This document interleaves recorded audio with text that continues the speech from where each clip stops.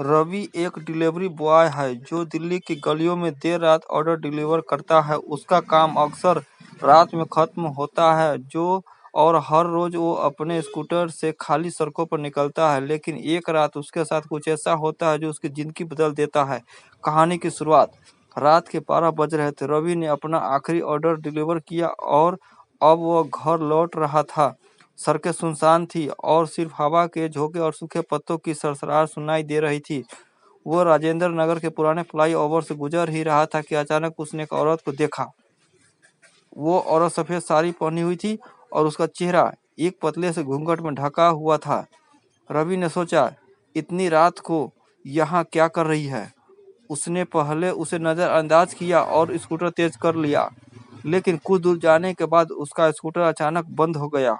रवि ने कई बार किक मारी लेकिन स्कूटर चालू नहीं हुआ। तभी उसे पीछे से एक ठंडी आवाज सुनाई दी, मदद करोगे? रवि ने डरते डरते पीछे मुड़कर देखा तो वही सफेद साड़ी वाली औरत कुछ कदम दूर खड़ी थी। उसका चेहरा अंधेरे में धुंधला था, लेकिन उसकी आंखों में अजीब सी चमक थी।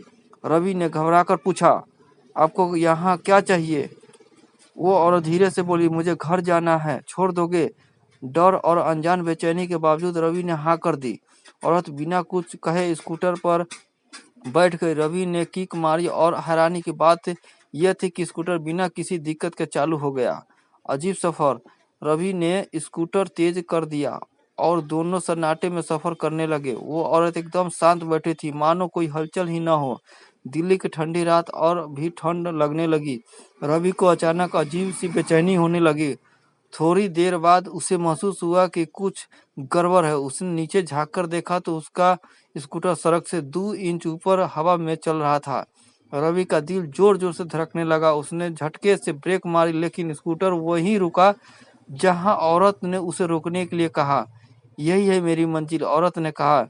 रवि ने देखा कि वो जगह एक पुराना कब्रिस्तान था। उसकी रूह कांप गई। रवि ने जल्दी से पीछे मुड़कर देखा, लेकिन स्कूटर पर कोई नहीं था। डरावना राज। रवि ने किसी तरह हिम्मत जुटाकर स्कूटर को स्टार्ट करने की कोशिश की, लेकिन इस बार स्कूटर चालू नहीं हुआ। तभी उसकी नज़र एक पुरानी कब्र पर पड़ी। उस पर लिखा था, श्रीमती रेणु शर्मा, मृत्यु 26 अक्टूबर 1994। रवि ने अपनी घड़ी देखी। आज की तारीख थी 26 अक्टूबर और घड़ी में रात के 12:30 बज चुके थे।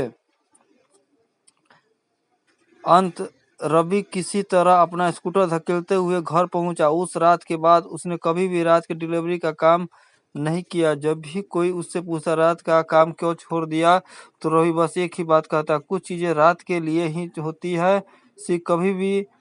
कभी कभी जो चीजें हमें दिखती है वो वैसी नहीं होती जैसी दिखती है।